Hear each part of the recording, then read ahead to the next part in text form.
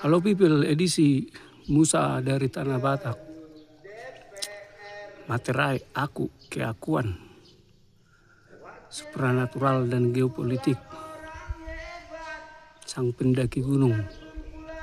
Sabtu, hari Sabat, 10.51 WIB. Humbas. Ya, kembali kita ke topik tentang nilai-nilai mata uang dan angka-angka. Kalau boleh 4 batang emas untuk bunda saya, jumlah 8 juta dolar USA, hitungan $1 sama dengan 20.000 rupiah, dan deposito 80 miliar. Jadi itu untuk apa nantinya, tapi jangan lupa dikirimkan aja ke rekening atas nama Grostabur Tampu Bolon Beni Balige My Mother. Rahasia ilahi saya temukan dari sana 2.000. Penghargaan terakhir buat mama saya, Mama Monster Danatoga, sumber inspirasi saya. Patik Parlimaun. Jadi kita berbicara tentang geopolitik dari hukum Taurat Musa, hukum Taurat yang ke-10, pembebasan. Ya itu saja dulu. Jadi kalau hitung-hitung kita bicara duit saja dulu dan nilai-nilai material. Masa Bang Hotman Paris punya kekayaan 3,4 triliun. Sepertiga saja kita sebagai aparat surga atau justice bow. Lagi pula nanti itu duitnya bukan untuk saya, itu harga sebuah demokrasi sangat mahal, bos. Jadi untuk perjuangan pemekaran nanti dulu itu dari Kabupaten Toba semasa Bapak Monaksitorus sebanyak 8 miliar rupiah. Jadi seperempatnya aja nanti perhitungan 2 miliar setiap kabupaten. Militansinya nanti tidak kalah dengan nilai uang 8 miliar. Bahkan nanti gerakannya nanti 2-3 kali lipat dari gerakan yang sebelumnya. Jadi perhitungannya 2 miliar setiap kabupaten. Dari Tanjung Balai sampai Pantai Barat, Sidimpuan, Kebudanias, dan Aceh Singkil. Kalau Aceh Singkil, Kam, Tudanau, Toba, Rastapan. Itulah nanti untuk perjuangan pemekaran. Jadi anggap aja itu semuanya ya duit saya hanya melepaskan identitas. Selama ini saya tidak memiliki identitas. Tapi agar kita mengetahui kebenaran sejati, kita harus melepaskan identitas kita. Melebur bersama masyarakat. Bagaimana kondisi arus bawah, cilik, grassroots, underground. Ya seperti itulah dulu gambarannya. Jadi kembali ke pendidikan. Setajam silet lebih tajam dari perut. Hal-hal yang tabu untuk dilihat tapi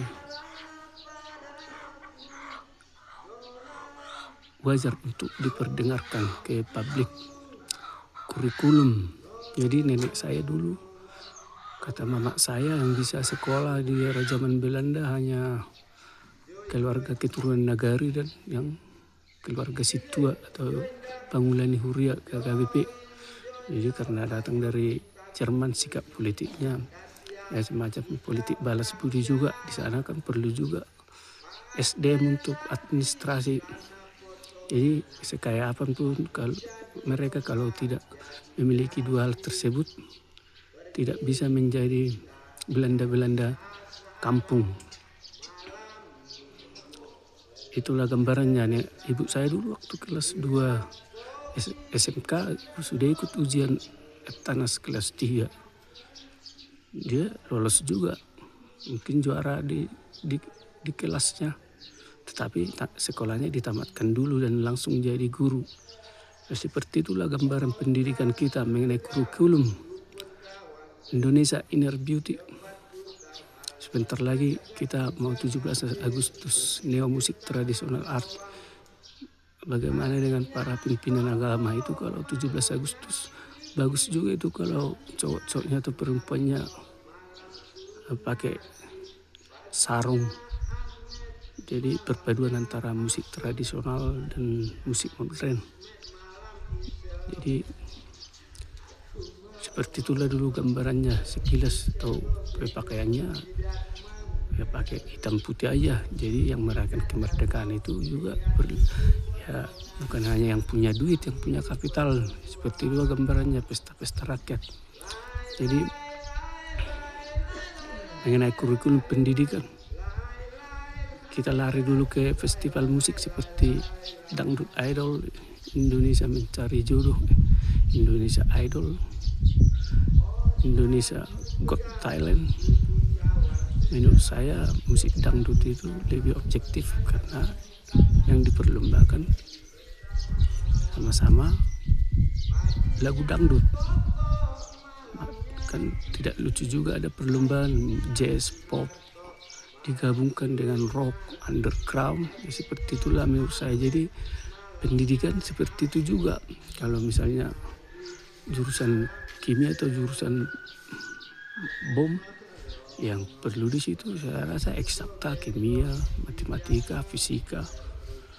Jadi nilai bobotnya misalnya kalau 10 soal nilainya, setiap satu soal nilai 10 ya. Kalau bahasa Indonesia dan bahasa Inggris nilainya nilai 10 ya. Matematika, kimia dan fisika nilainya 150 ya, seperti itu misalnya. Jadi lebih objektif. Itulah masalah kurikulum.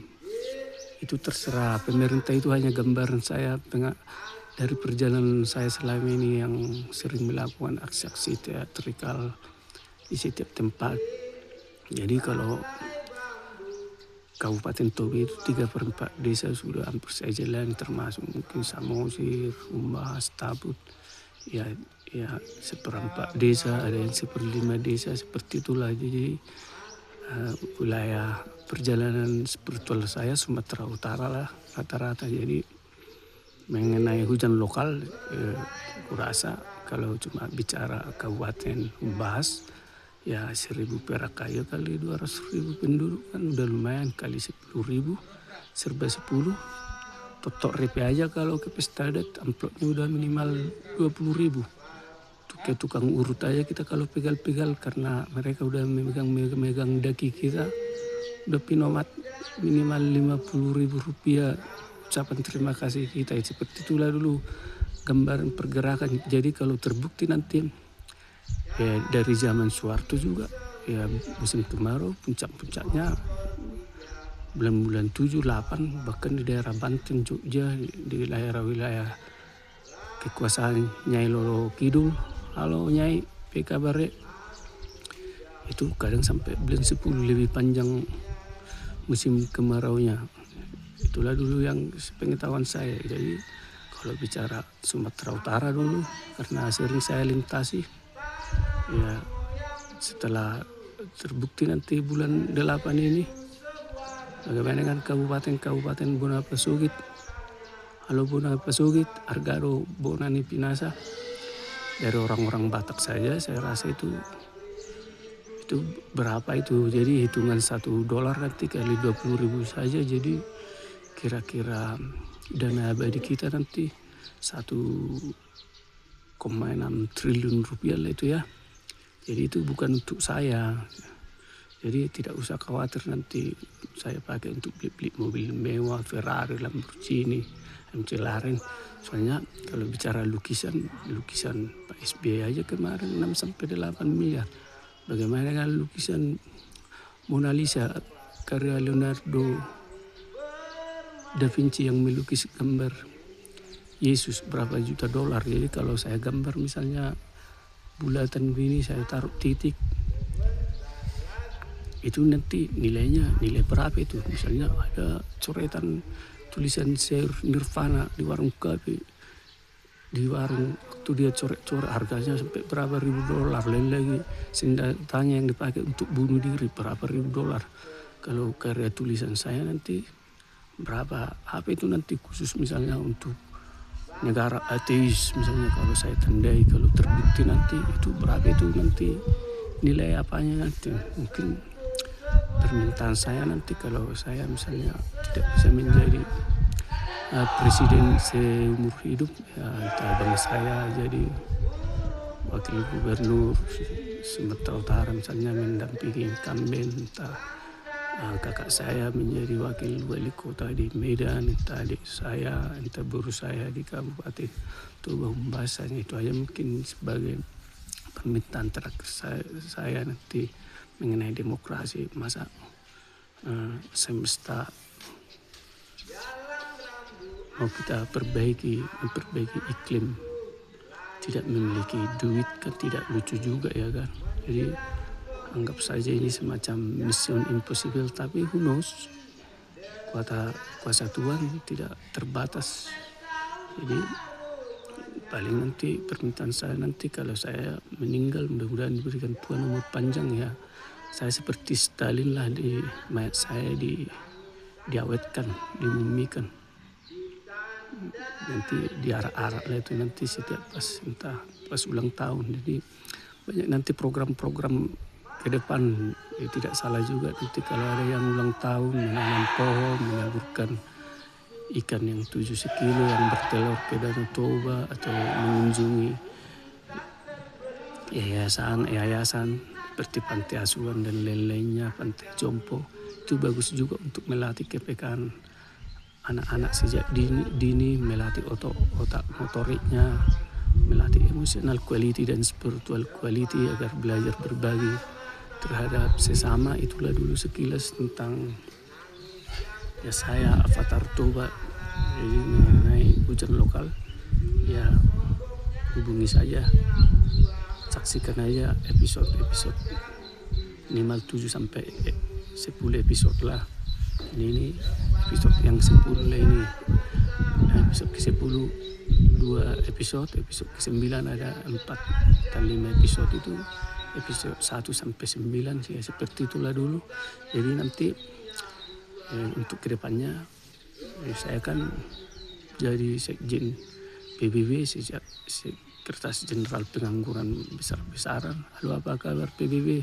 Mudah Batak Bersatu Bangsa Batak. Ya, jadi apapun nanti, sumpah demi yang di atas, saya tidak, kalau ada rezeki nanti dukungan dari atas bawah, saya tidak mau menjadi nomor 1, saya jadi nomor 2 aja untuk membangun jargon-jargon politik, harga sebuah demokrasi nanti. Jadi untuk gengsi nanti, jadi yang duduk di partai misalnya nanti, itulah impian saya ya, orang-orang yang tidak pernah menjadi dewan. Jadi sebetulnya gambarannya, jadi kepengurusannya maksimal 17 itu.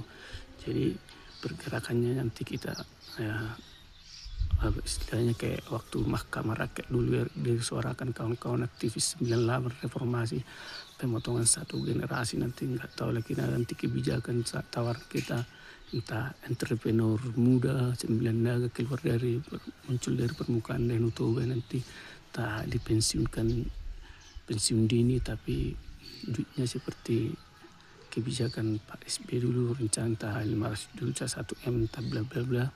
Jadi dipensiunkan, jadi pensiun genap misalnya, itulah gambarannya. Jadi banyak entrepreneur nanti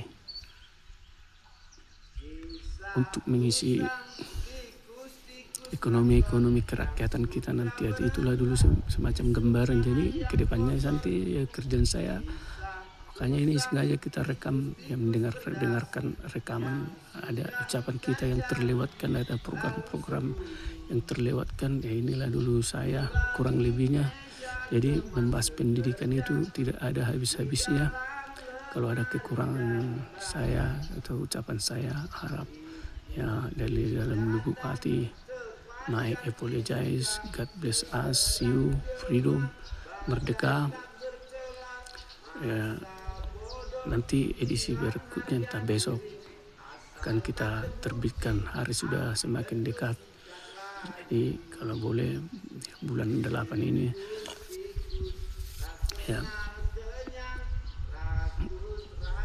ya dananya sudah mulai berjalan nanti. Jadi kita usahakan nanti kalau sudah terbukti nanti entah sebatas kabupaten di daerah Tanah Batak aja, ekskresi dan Tapanuli saja nanti Sumatera Utara, maybe Amjong Sumatera.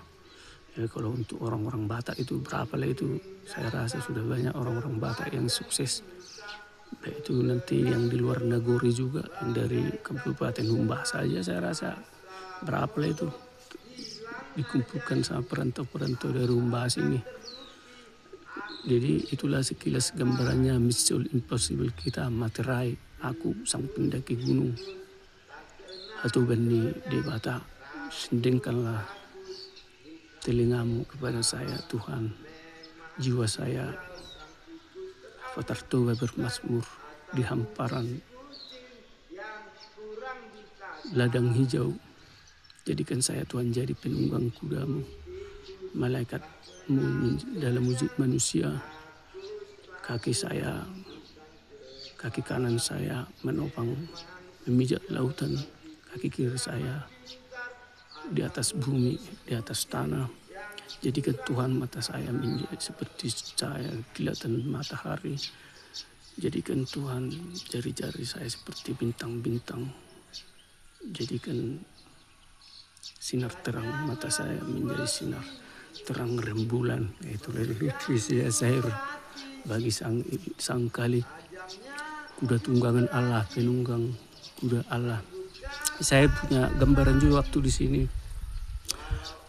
macam istana yang dari inspirasi dari kitab suci, ya, berbentuk kubah juga, 7 tiang awan, 7 cawan, 12 apas, 14.000 ini, 12 mewakili 12 nabi itu, mewakili 12 bulan, tapi model atapnya berbentuk Ka'bah. Saya udah nanti entah terbuat itu dari emas berlian, itu nanti aja ya. Kita apakan puncak apa kita nanti, puncak spiritual nanti kalau sudah terbukti ke depan nanti, jadi menjadi sumber puncak spiritual nanti di dunia. Mungkin kalau terbukti ya supranatural saya, love and peace, freedom, merdeka.